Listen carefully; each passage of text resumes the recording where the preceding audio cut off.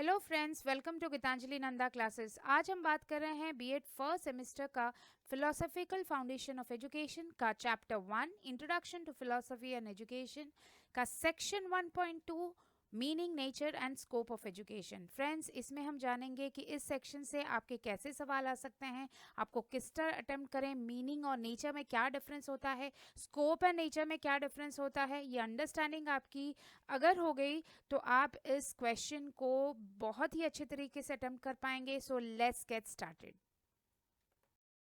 Friends, इस section से यानी meaning, nature and scope of education से जनरली 15 मार्क्स का क्वेश्चन आता है, जिसमें आपको कंप्लीट क्वेश्चन आएगा कि describe the meaning, nature and scope of education. पर कभी कभी 5 मार्क्स का आ सकता है जिसमें मीनिंग, स्कोप या स्कोप एंड नेचर या नेचर एंड स्कोप मिला के आए। पर ये तीनों ही केस में आपको इंट्रोडक्शन आप सेम रख सकते हैं। उसके बाद जो आपका क्वेश्चन पूछ रहा है, अगर मीनिंग पूछ रहा है, नेचर पूछ रहा है, स्कोप पूछ रहा है, उसके साथ आपको आंसर लिखना है। मीनिंग में आपको वेस्टर्न कल्चर, इंडियन कल्चर के हिसाब से एजुकेशन का क्या मीनिंग है वो लिखना है। नेचर ऑफ एजुकेशन सेम रहेगा सारे ही नोट्स में, और स्कोप ऑफ एजुकेशन आपको पॉइंट वाइज फॉर्म में लिखना है।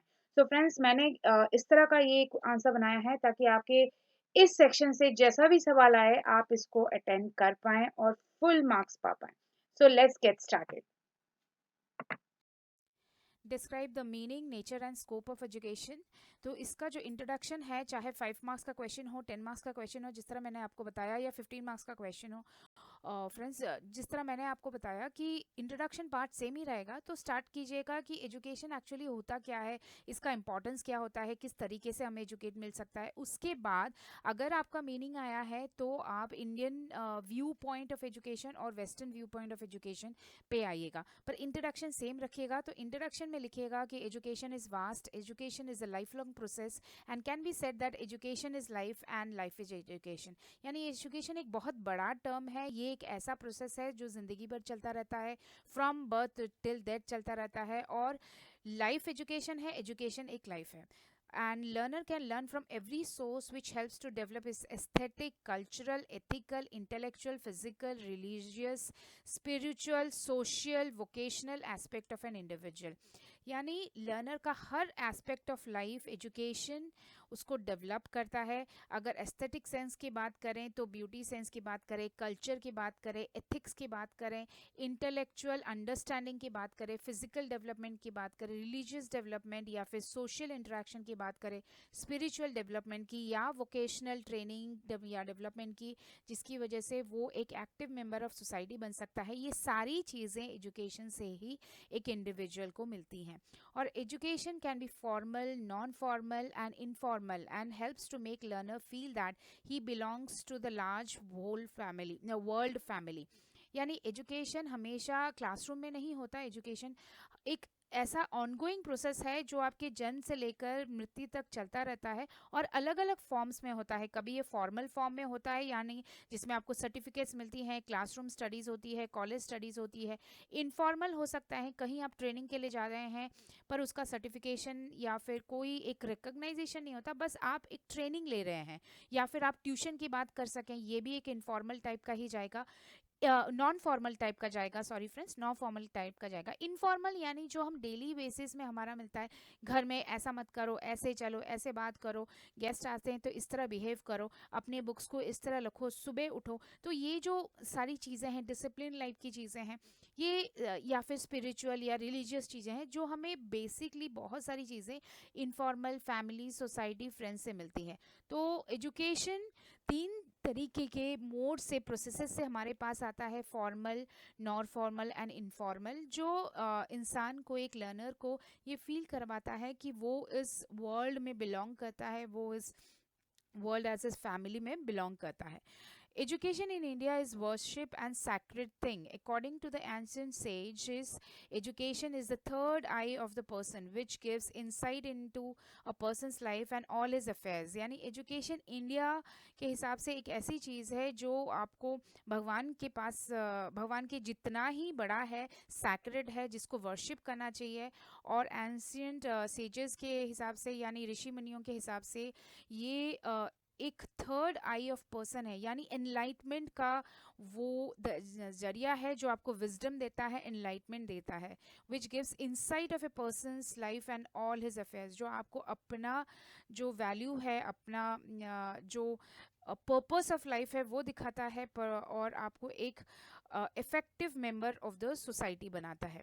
Education leads to salvation and is solution to all our individual, social, national and universal problems. यानी education हमें वो स्टेट पे लेके जाता है जहाँ हमें salvation या wisdom मिले, और यह हमें हर तरीके के solution देता है, चाहे वो individual level में हो, national level में हो, social level में हो या universal level में हो. इन सारी चीज़ों का solution हमें education से मिल सकता है. So according to Indian Educational Commission, Kothari commission के हिसाब से the destiny of India is now being shaped in her classrooms. यानी आज अभी इसी वक्त जो क्लासरूम में बच्चे पढ़ रहे हैं वही हमारी इंडिया की डेस्टिनी है, फ्यूचर है, और यही क्लासरूम्स इंडिया का फ्यूचर बना रहे हैं. This was the words of Indian Education Commission by Kothari commission. Education is a broad term and appears to be different for different persons. ये जो लाइन है ये एक्चुअली हम मीनिंग की तरफ लेके जाता है. अगर क्वेश्चन में मीनिंग है तभी आप लेके जाएं, क्योंकि डिफरेंट पर्सनस में हम देखेंगे कि इंडियन कॉन्सेप्ट में एजुकेशन का क्या मीनिंग है, वेस्टर्न कॉन्सेप्ट में क्या है. सो एजुकेशन का जो टर्म है ये हर इंडिविजुअल और हर सोसाइटी के हिसाब से अलग होता है. Indian view of education, Siksha. Siksha is derived from the Sanskrit word shas, which means to discipline, to teach. Hence, teaching the mind for disciplining mind is education. यानी शिक्षा जो है ये संस्कृत वर्ड है, शास से आया है. इसका मतलब डिसिप्लिन करना, टीच करना. क्या टीच करना? अपने माइंड को किस तरह डिसिप्लिन कर सकते हैं ये टीच करना. सेकंड जो है वो है विद्या. विद्या भी संस्कृत वर्ड आई है, ये आई है विद से, which is to know. So education means to acquire knowledge, यानी विद्या का मतलब है to gain knowledge, to acquire knowledge. And third है संस्कार, which means education which implies to giving right shape to an individual. यानी आपके संस्कार कैसे हैं, आपकी विचारधारा कैसा है, एक इंडिविजुअल का जो मन है उसको एक सही दिशा दिखाना, सही शेप देना, सही जो है सोसाइटी में वो उसको सिखाना, उसको संस्कार कहते हैं. Education is sacred and considered as second birth, द्वितीय जन्म. यानी according to Indian view of education, ancient view of Indian education in ancient view, ये एजुकेशन इन इंसान का थर्ड आई तो है ही, उसके साथ उसका सेकेंड बर्थ भी है, द्वितीय जन्म भी है. और फिर आप अपने आंसर्स में बताइएगा कि ये तो ओरिजिन ऑफ एजुकेशन हुआ, उसके बाद कहाँ कहाँ से एजुकेशन का क्या मीनिंग आया है, वेदों से क्या आया है, शंकराचार्य जी क्या बताते थे. आप हमेशा याद रखिए जितने ज़्यादा एग्जाम्पल्स दे पाएंगे उतना ही मार्क फेचिंग होता है ये. तो मैंने यहाँ 4 लिखा है, अगर आप ज़्यादा याद रख पाएँ तो इसको ज़रूर ज़्यादा याद रख के लिखिएगा. So first is according to Upanishad, education means for liberation, is a mean for liberation. यानी एजुकेशन जो है वो लिबरेट करता है आपको हर तरीके के बंधन से, वो आपको विजडम देता है, सेल्फ रियलाइजेशन देता है. सेकेंड है Rigveda, education as a force that makes an individual self reliant as well as selfless. यानी ये वो फोर्स है जो इंसान को सेल्फलेस बनाता है, उसके बाद सेल्फ रिलायंट, अपने में ही कंप्लीट बनाता है. कौटिल्य का मानना था education means training for the country and developing love for it. अपने देश के लिए, देश को समझना, देश के लिए लड़ना और देश से प्यार करना. कौटिल्य के हिसाब से ये, यानी चाणक्य के हिसाब से ये था एजुकेशन का मीनिंग. शंकराचार्य जी के हिसाब से education means the realisation of self and attainment of moksha. यानी ये वो तरीका है जिससे आप खुद को समझ सकते हैं या और उससे आप मोक्ष पा सकते हैं. Western view of education, education is derived from the Latin word educare, which means to raise, to nourish, to train. यानी जो word आया है education वो educare से आया है, जिसका मतलब आप nourish करें, raise करें, train करें. या educere जिसका मतलब है to lead out, to draw out. या educo where e means out of and word duco means to lead out. यानी आप अपने को lead करते हैं किसी एक achievement के लिए, जो अचीवमेंट होता है development of skill, attitude, virtues and habits. और इसके डेफिनेशंस वेस्टर्न स्कॉलर्स के हिसाब से, जितने मैंने जिस तरह आपको पहले वाली स्लाइड में बताया, जितना आप लिख सकते हैं वो मार्क फेचिंग होता है. मैंने 4 ही लिए हैं. सॉक्रेटिस का मानना था education is dispelling errors and discovering truth यानी गलतियों को समझना और सच्चाई के पास जाना। सोक्रेटिस का मानना था एजुकेशन आपको उस चीज़ में लीड करता है, सही क्या है गलत क्या है ये समझ देता है। एरिस्टोटल का मानना था education is creation of sound mind in a sound body. एक सही चिंताधारा, एक सही माइंड का बिल्डअप करने के लिए एजुकेशन की ज़रूरत है, जो एक सही बॉडी ही रख सकता है। थर्ड है, एमर्सन का मानना था कंट्रोलिंग द माइंड, यानी एजुकेशन आपको ट्रेन करता है, एजुकेट करता है how to control your mind. Spencer का मानना था preparing for the complete life, education वो है जो आपको फ्यूचर लाइफ के लिए प्रिपेयर करवाता है। अब बात करें नेचर ऑफ एजुकेशन की, तो फ्रेंड्स इसमें ये बात समझें, जिस तरह मैंने आपको बताया था स्लाइड के शुरुआत में ही, इंट्रोडक्शन में ही, कि मैं आपको बताऊंगी कि स्कोप और नेचर में क्या डिफरेंस है। तो नेचर जो है यानी एजुकेशन का क्या है, वो किस तरीके का चीज़ है, ये एक ऐसा है जो कंटिन्यूस चलता रहता है, एक वो लीड करता है एक बैलेंस डेवलपमेंट। उसके लिए हमें सोच के बनाना पड़ता है, उसके लिए एक प्लानिंग की ज़रूरत पड़ती है, ये एक के बाद एक चलता रहता है, प्रोग्रेसिव रहता है। ये जो चीज़ें हैं ये नेचर में जाती हैं। स्कोप है कि आप अगर एजुकेटेड हो जाते हैं तो उसका कितना आप यूज़ कर पाते हैं, क्या क्या चीज़ों में यूज़ कर पाते हैं, यानी एजुकेशन में यूज़ कर पाते हैं, बच्चों को ट्रेनिंग में यूज़ कर पाते हैं, करिकुलम में यूज़ कर पाते हैं, नेशनल डेवलपमेंट में यूज़ कर पाते हैं। कोई प्रॉब्लम है एनवायरनमेंट से रिलेटेड, साइकोलॉजी से रिलेटेड, सोशियोलॉजी से रिलेटेड, हम उसको सॉल्व करने में यूज़ कर सकते हैं। यानी स्कोप होता है कि हम इसका यूज़, एजुकेशन का यूज़ कहाँ कहाँ कर सकते हैं। नेचर होता है एजुकेशन का कैसा नेचर है, उसका बेसिकली जो इनेट वो किस तरीके से काम करता है, वो पर्पसेस है, डेलिब्रेट है, प्लान्ड है, या फिर आपको इंस्टीट्यूशंस में मिलता है, या फिर एक लाइफ लॉन्ग प्रोसेस है, उसे हम कहते हैं। मीनिंग है, इसका मतलब क्या है, कहाँ से ओरिजिन हुआ है, फिलोसोफर्स के हिसाब से इसका क्या मीनिंग है। तो ये तीनों अलग अलग हैं, इनमें कंफ्यूज मत होइएगा। बच्चे कंफ्यूजन में ही नेचर को स्कोप में, स्कोप को नेचर में लिखते हैं, जिसकी वजह से मार्क्स कटते हैं। तो प्लीज़ नेचर और स्कोप को समझिएगा। अब नेचर की बात करें तो एजुकेशन इज़ पर्पसिव, यानी इसका एक पर्पस होता है। आप अगर ट्रेनिंग ले रहे हैं, बीए ट्रेनिंग ले रहे हैं, तो उसका एक पर्पस है कि आप बीए ट्रेनिंग क्यों ले रहे हैं, एक बेटर टीचर होने के लिए ले रहे हैं। बच्चा जब फर्स्ट ग्रेड पढ़ता है तो उसका एक अलग पर्पस रहता है, बीएड का अलग पर्पस, कॉलेज लाइफ का अलग पर्पस रहता है, वोकेशनल ट्रेनिंग के अलग पर्पसेस रहते हैं। तो education is purposive. Education activity, educational activity always has a definite purpose. Second है डेलिब्रेट होता है, यानी हम इंटेंशनली इसको करते हैं। कुछ चीज़ें अनइंटेंशनली भी होती हैं, वो हम नेक्स्ट स्लाइड में ध्यान देंगे, वो नेचर में ही आ जाएगा। बट बहुत सारी चीज़ें डेलिबरेटली की जाती हैं, यानी सोच विचार के एक ट्रेंड पर्सन के अंदर, ट्रेंड पर्सन के गाइडेंस में हम इसको करते हैं, हम इसको समझ के करते हैं। So education involves care and guidance. Third जो है, एजुकेशन इज़ प्लान्ड एक्टिविटी। आप फर्स्ट सेमेस्टर में क्या पढ़वा रहे हैं, आपके क्लास टेस्ट 1 में क्या कौन सा पोर्शन आएगा, क्लास टेस्ट 2 में कौन सा आएगा, सेकेंड सेमेस्टर में कौन सा पोर्शन आएगा, तो ये पहले से ही प्लानिंग की जाती है और इसीलिए इसको प्लान एक्टिविटी कहा जाता है। All the educational processes are systematic and plan. अगर ये प्लान्ड नहीं होगा तो हमें अपना एम जो है, जिसकी वजह से हम सिखा रहे हैं, एजुकेट करवा रहे हैं, वो सक्सेसफुल होगा ही नहीं। Education is life long process and continuous. So education एक पूरी लाइफ में ऐसी चीज़ है जो ज़िंदगी भर चलती रहती है। आप हर एक रोल के साथ आपका एजुकेट होते रहते हैं। एजुकेशन चाहे आप नया लैंग्वेज सीख रहे हैं, नए सोशल बिहेवियर सीख रहे हैं, या जो अराउंड आपकी चीज़ें हैं उसको आप जान रहे हैं, हर चीज़ में एजुकेशन की ज़रूरत है। बस एजुकेशन के फॉर्मेट्स अलग होते हैं, इनफॉर्मल होता है, फॉर्मल होता है एंड नॉन फॉर्मल होता है, पर इट्स अ कंटिन्यूस प्रोसेस जो an education begins from birth and ends with that. Fifth है, education is balance development. Basically education क्यों किया जाता है, ताकि एक इंडिविजुअल का, जब एक बच्चा आपके क्लासरूम में आता है तो आप सिर्फ उसको सब्जेक्ट नहीं पढ़ाते, आप उसको मैनर्स भी पढ़ाते हैं, आप उसको डिसिप्लिन भी पढ़ाते हैं, आप उसको बिहेवियर भी सिखाते हैं, उसको अपने दोस्तों के साथ इंटरेक्शन भी सिखाते हैं, एक टीचर्स के साथ इंटरेक्शन भी सिखाते हैं। तो जब आप एक्टिविटी कर रहे हैं तो आप एक बच्चों को लीडरशिप की कैपेबिलिटी सिखाते हैं। तो कहने का मतलब है कि एजुकेशन एक इंडिविजुअल का कंप्लीट डेवलपमेंट करवाता है, एक बैलेंस डेवलपमेंट करवाता है। जो वर्ड हम यूज़ करते हैं बीएड में, उसको होलिस्टिक कहा जाता है। होलिस्टिक डेवलपमेंट यानी कंप्लीट डेवलपमेंट, यानी आप कह सकते हैं ethical development, religious development, spiritual, vocational, intellectual, logical, हर चीज़ को मिला के जो वर्ड लिखा जाता है वो है holistic development. So education is concern with the holistic development of the nature में ही जाएगा कि एजुकेशन इज ट्राईपोलर, यानी ये तीन तीन पोल्स में है, थ्री पोलर्स है, ट्राइंगल की तरह है।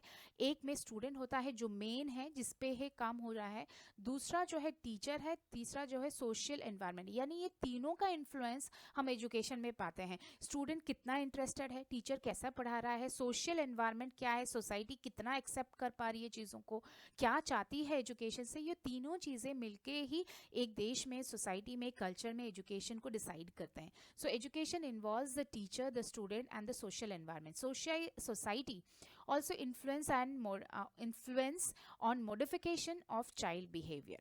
7 जो है, जो लास्ट पॉइंट है नेचर का, वो है education is psychological as well as social. यानी education helps in development of higher and broader state of mind in the learner and develop social efficiency among children. यानी एजुकेशन आपको aware करवाता है अपनी सोसाइटी के बारे में, लोगों के बारे में, बिहेवियर के बारे में, different religion, different thought process, different culture के बारे में आपकी सोच बढ़ाता है, आप जिसकी वजह से आप सोसाइटी में बेटर एडजस्ट कर पाते हैं, एक successful member of the world बन पाते हैं।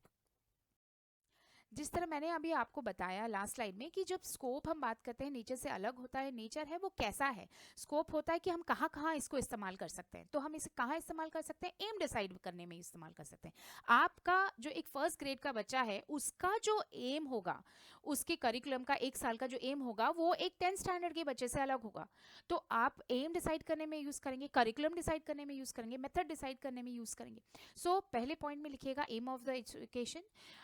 Education is planned and purposive activity. Education obviously एक प्लान्ड एक्टिविटी होती है जिसका एक ऑलरेडी एक पर्पस डिसाइडेड होता है, जो एम एंड ऑब्जेक्टिव होता है। To achieve the need of the learner, aims and objective of the education should be clear. यानी अगर आप एम पे ही क्लियर नहीं हैं कि आप बच्चों को क्या सिखाना चाहते हैं, कितना सिखाना चाहते हैं, तो आप उसको कैसे अचीव करेंगे। तो aim should be clear and to frame the aim, philosophical, psychological and social principles are considered। so ये 3 pillars of B.Ed कहा जाता है, 3 pillars of education कहा जाता है, यानी philosophy, psychology and sociology। Her principle of education depends on this। And education का जो एम है वो क्या करता है, क्या हेल्प होता है उसको, सेल्फ रियलाइजेशन। यानी आपका जो एम ऑफ द एजुकेशन है, आप फर्स्ट ग्रेड जो बच्चे को पढ़ा रहे हैं, वो उस पढ़ाई से 1 साल से वो कितना अपने को सेल्फ रियलाइज कर पाएगा, कितना लिबरेशन यानी अंडरस्टैंडिंग हो पाएगा, कैरेक्टर डेवलपमेंट कितना हो पाएगा, सोशल एफिशिएंसी यानी सोशल इंटरेक्शन कितना हो पाएगा, सोशल एफिशिएंसी डेवलपमेंट, सिटीजनशिप। चाहे एक बच्चा फर्स्ट ग्रेड का हो, 10th ग्रेड का हो, पर understanding of as a being a member, as an important part of a classroom, वो क्या क्या एक्टिविटीज़ आप रखेंगे उसमें, जिसके वजह से ये सिटीजनशिप की जो फीलिंग है उसके अंदर आए, वो एम ऑफ द एजुकेशन में जाएगा। Etcetera can be a part of aim of education. Second है curriculum. It is the sum total of educational experience a learner gets in an educational organisation. यानी BEd के आपके 4 semester के and में आपको क्या गेन होना चाहिए, क्या नॉलेज आपको मिलनी चाहिए, ये करिकुलम जब बनाया जाता है तब डिसाइड किया जाता है। फर्स्ट सेमेस्टर में आप क्या पढ़ेंगे, फिलोसफी आपको फर्स्ट सेमेस्टर में ही पढ़नी है, क्योंकि ये बेसिस है, ये पिलर है बीएड का या एजुकेशन का। आप इसको 4th सेमेस्टर में नहीं पढ़ सकते। जब तक आप बेस नहीं पढ़ेंगे तब तक आप हायर चीज़ें नहीं जान सके। इसीलिए फिलोसफी ऑफ एजुकेशन आपका फर्स्ट सेमेस्टर में है। तो ये करिकुलम डिसाइड करता है। Curriculum are based on nature, interest, need and aspiration of the society and child. Of course curriculum जो है वो नेचर ऑफ द सब्जेक्ट पे डिसाइड करता है, इंटरेस्ट ऑफ द चाइल्ड पे डिसाइड करता है। और इंटरेस्ट, क्योंकि अगर आप साइंस में जाना चाहते हैं तो वो साइंटिफिक चीज़ें ही उसके अंदर रहेंगी। नीड पे डिसाइड करता है सोसाइटी की क्या नीड है। अगर हम अभी चाहते हैं एनवायरमेंट कॉन्शियसनेस, सस्टेनेबिलिटी, तो हमारे करिकुलम में ये दिखना चाहिए। तो ये नीड ऑफ द सोसाइटी है। Aspiration of the society also and the child. Future में हम अपने इंडियंस को या फिर एज अ होल वर्ल्ड के सिटीजन को कैसा बनाना चाहते हैं, क्या उनमें वो सोच डालना चाहते हैं, वो करिकुलम में होना चाहिए। Method of teaching, of course हर चीज़ को पढ़ाने का एक तरीका होता है। आप क्लासरूम टीचिंग हर चीज़ में नहीं कर सकते, इसीलिए कभी आपको प्रॉब्लम सॉल्विंग, कभी डिबेट, कभी आपको एक्टिविटी, कभी प्ले, कभी ड्रामा, कभी प्रोजेक्ट, तो ये सारी चीज़ें आपको इन्वॉल्व करनी पड़ती है टीचिंग में, ताकि टीचिंग अंडरस्टैंडेबल हो, एन्जॉयबल हो और इफेक्टिव हो। So modern education involves in discovering and implementing the innovative methods and techniques for effective educational process. हालांकि मैक्सिमम हमारा जो टीचिंग मेथड होता है वो लेक्चर मेथड में होता है, पर एजुकेशन सिस्टम कम्प्लीटली हम अब अगर देखें जो बीएड में आप ग्रेजुअली जब देखते जाएंगे, ये हमेशा फोकस देता है different using different ways of teaching. Pedagogy पर बहुत एम्फोसिस दिया जाता है कि हर एक चैप्टर को किस तरह पढ़ाया जाए, किस चीज़ पे फोकस किया जाए, ताकि एजुकेशन इफेक्टिव हो और हमारे जो स्टूडेंट्स हैं वो इस चीज़ को समझ पाएँ बेटर, क्योंकि एंड वो active members बन सके in a teaching learning process. These can include questions and answers method, problem solving method, inductive and deductive method, playway method, activity method, project method. आपको जितना भी याद आ सके वो लिख दीजिएगा इसमें। अगर और भी कुछ ऐड करना चाहें इसमें ऐड कर सकते हैं। So these are the lecture method नहीं है इसमें, लैब एक्टिविटीज़ भी नहीं लिखी हैं, तो वो भी हम ऐड कर सकते हैं। ये सारी मेथड्स हम यूज़ करते हैं और यही एजुकेशन की स्कोप होता है। स्कोप में हमने बात की एम्स होता है, करिकुलम होता है, मेथड होता है। अब बात करते हैं स्कोप क्या होगा। आप एजुकेट क्यों हो रहे हैं? क्योंकि टीचर हमें अच्छे चाहिए, राइट? तो वो स्कोप ऑफ एजुकेशन है। टीचर अच्छे होने से क्या होगा? स्टूडेंट बेटर सीख पाएंगे, तो स्टूडेंट्स के बेटरमेंट के लिए वो स्कोप ऑफ एजुकेशन है जो हम नेक्स्ट स्लाइड में देते हैं। बाकी स्कोप्स क्या हैं? फोर्थ जो पॉइंट है वो है the teacher. So the teacher plays wise and ideal role in the success of education. Education का जो मेन पिलर है वो खुद टीचर होता है। Development of the teacher is vital role and good relationship between teacher and student should be developed. हमेशा teacher को कोशिश करनी चाहिए कि वो एक अच्छा रिलेशनशिप बना पाए बच्चों के साथ। जो बच्चा जिस टीचर से ज़्यादा बेटर रिलेशनशिप बना पाता है, जितना उनको समझ पाता है, वो उनके लेक्चर में उतना ही अटेंटिव होता है। तो एक अच्छा और पॉजिटिव हेल्दी रिलेशनशिप होना चाहिए स्टूडेंट और टीचर के बीच। इस चीज़ में फ्रेंड्स आप ये ऐड कर सकते हैं, इसलिए pre service and in service trainings दी जाती हैं। प्री सर्विस यानी बिफोर द सर्विस, यानी बीएड जो अभी आप कर रहे हैं उसे प्री सर्विस ट्रेनिंग की जाती है। और as the scope of education is for the teachers also, इसीलिए हमारा बीएड मैंडेटरी है फॉर स्कूल टीचर्स। और इन सर्विस यानी टीचर्स जो ऑलरेडी है सर्विस में, उनके भी ट्रेनिंग्स रेगुलरली होते हैं। और एनईपी 2023 के हिसाब से 50 hours of training is needed for their development, यानी professional development for increment, professional increment and development. 50 घंटे का ट्रेनिंग प्रोग्राम होना ही चाहिए हर टीचर के लिए। ये पॉइंट्स भी हैं, आप ऐड कर सकते हैं। इससे ये पता चलेगा जो एग्जामिनर होगा कि इस स्टूडेंट को थोड़ा सा मोर देन द बुक उसका नॉलेज है। फिफ्थ जो है the student, of course the centre part, जो ट्राइपोलर हमने बात किया था नेचर में, उसी में जो सेंटर पार्ट आता है वो स्टूडेंट है। The focus of the education is all round development of the student. तो हमारा एजुकेशन का जो फोकस रहता है वो holistic development, all round development of the student रहता है। To develop curious mind and interest for learning. बच्चे में सिर्फ एक एकेडमिक एक्सलेंस नहीं, बल्कि एक क्यूरियोसिटी भी डेवलप करना, इंटरेस्ट भी डेवलप करना, सिखाने के लिए, लर्न करने के लिए इंटरेस्ट और डेवलप करना, ये एजुकेशन का एक स्कोप है। Modern education needs active participation of students in teaching learning process and activity. So modern education emphasis देता है कि एजुकेशन हमारा इस तरह का होना चाहिए कि हमारे स्टूडेंट्स उसके साथ एक्टिवली पार्टिसिपेट करें। क्लासरूम में वो पैसिव लर्नर्स ना बने, सिर्फ सुने ना, बल्कि एक्टिव लर्नर्स बने। क्वेश्चन आंसर्स हो, आंसरिंग हो, डिबेट हो, एक्टिविटीज़ हो, तो वो एक्टिव लर्नर्स बने। सिक्स है डिसिप्लिन। डिसिप्लिन हमारा एजुकेशन डिसिप्लिन सिखाता है और it plays a silent but important role in achieving aim of the education. और डिसिप्लिन हमेशा हमें बहुत अपने जो एम है एजुकेशन का उसको सिखाने में हेल्प करता है। अगर आप क्लासरूम में जा रहे हैं, आप 40 मिनट का क्लास है पर बच्चे डिसिप्लिन नहीं है, आप उस दिन का जो आपका एम है, ऑब्जेक्टिव आपने जो फिक्स किया है कि मैं ये पोर्शन फिनिश करूँगा, वो आप कर नहीं पाएंगे। तो एजुकेशन वो भी सिखाता है कि बच्चे किस तरह डिसिप्लिन है।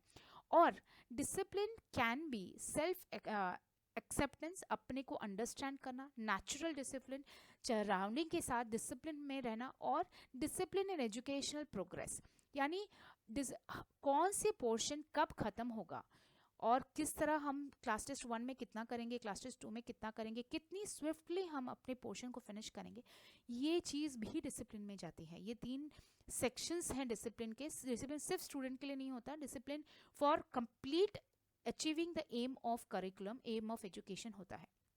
7th है dealing with issues of education. जो इश्यूज हैं एजुकेशन की कि हम कैसे अचीव करें वोकेशनल ट्रेनिंग, कोई एक लर्निंग प्रोसेस है, कोई एक पर्टिकुलर प्रोसेस है हम अपने लर्नर को सिखाना चाहते हैं ताकि वो नेक्स्ट जॉब अचीवमेंट में या फिर इंटरव्यूज़ में क्वालिफाई कर पाएँ, तो वो वोकेशनल ट्रेनिंग कैसे दे पाएँ, टेक्निकल एजुकेशन कैसे कर पाएँ, पॉपुलेशन एजुकेशन कैसे कर पाएँ, नेशनल इंटीग्रिटी कैसे बच्चों में डेवलप कर पाएँ, एनवायरमेंट लर्निंग या एनवायरनमेंट एजुकेशन कैसे दे पाएँ। ये जो इश्यूज़ हैं ये भी हमारी एजुकेशन से ही सॉल्व हो पाती हैं और ये स्कोप ऑफ एजुकेशन है।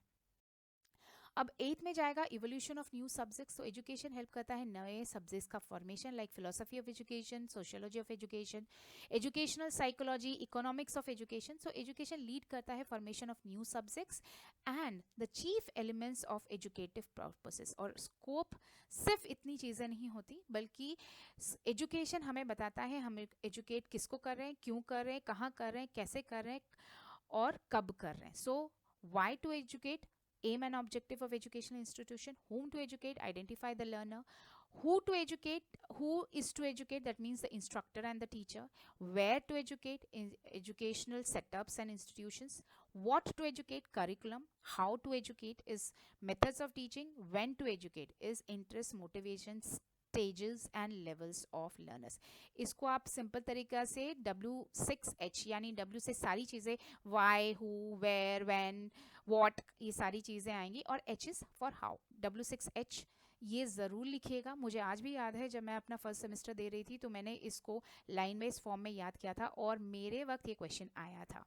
सो फ्रेंड्स, होप आपको ये concept, nature, meaning and scope समझ में आया है। अगर पसंद में आया तो लाइक, शेयर, सब्सक्राइब ज़रूर कीजिएगा। कोई प्रॉब्लम्स हैं, कोई चीज़ समझ में नहीं आ रही तो कमेंट बॉक्स में लिखिएगा।